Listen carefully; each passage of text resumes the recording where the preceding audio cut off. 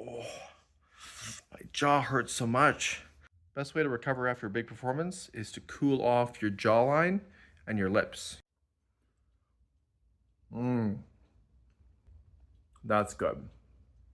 Real dairy black cherry ice cream is my favorite currently. It's totally normal for your lips and your jaw to feel tired after a big performance. It's like any other muscle in the body.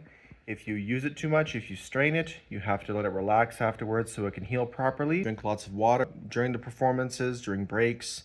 Keep yourself hydrated. You can also massage, your jaw like this if you're feeling any pain right here or right here. Trumpet players experience pain in different areas. I particularly get pain right here on the side. Depending on the type of mouthpiece that you're using, that will also determine how tired you are after a performance.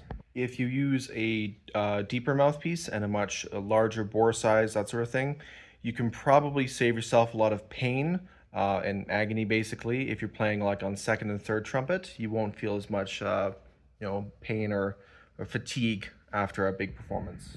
For me personally, I find if I'm playing on a lead mouthpiece, which I rarely do nowadays, if I play lead for the entire rehearsal, let's say 2 hours, I'm gonna feel way more tired the following day here, a lot more tight because your lips are vibrating at a faster frequency and they need a lot more time to basically recover. When I first started playing, I started on a Bach 7C, then I started on a 5C, and then a 3C.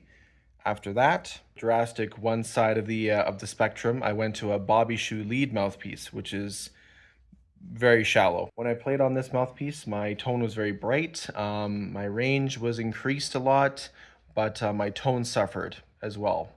Since the mouthpiece was so shallow, I had a very airy quality, which you have to work to get rid of essentially. Mouthpiece, I went back to a 5C for a while. Then I went and experimented with a Monet or Monette 3C mouthpiece. Very, very dark tone, very easy to play. The pitch centering was a little bit easier. And then after that, I went to the other side of the spectrum and I went to a very deep mouthpiece, a 1B Bach.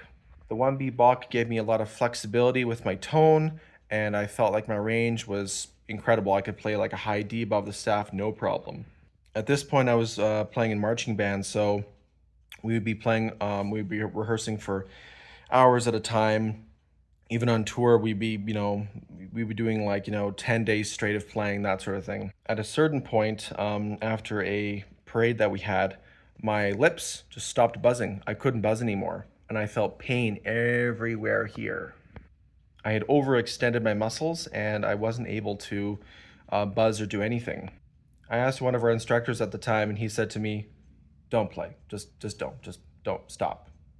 It was good advice. If you've overextended yourself, you're just going to harm your muscles more. If I went and experimented with flugelhorn mouthpieces. The flugelhorn mouthpiece was really nice. It was really nice and deep. I even got a little adapter for my trumpet, which you can get from KGU Music in Ukraine. The flugelhorn mouthpiece allowed me to play all the music that I wanted to play before, but without the tension buildup on my.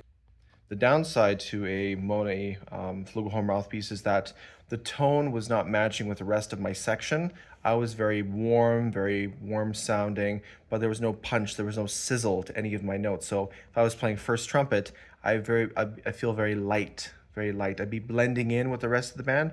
I wouldn't be standing out. So first trumpet, you want to be standing out when you're playing pieces like that. I finally took a chance and I decided to order myself a AR Resonance mouthpiece. It's a two-part mouthpiece, which you've seen in my previous videos.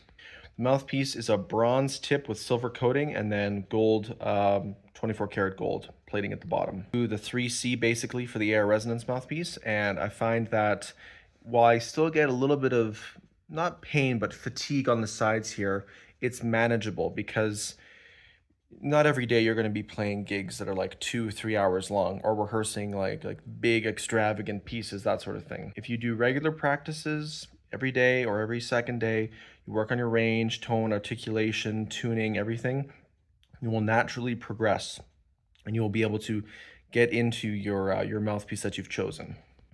This will offset any fatigue that you have. Fatigue is just a natural part of the game. When you're starting off, the fatigue will be greater. You will not be able to play as long. As you progress through the years, your fatigue will decrease because your lips have muscle memory. If you were only to play for 5 minutes when you're first starting off, let's say a year or two down the line, you could be playing for half an hour and not get fatigued. So to review, the best thing is stay nice and relaxed the following day when you're doing a big gig. Don't feel pressure to practice for 30, 40 minutes the following day. It's as important to relax and rest your muscles as it is to practice as well.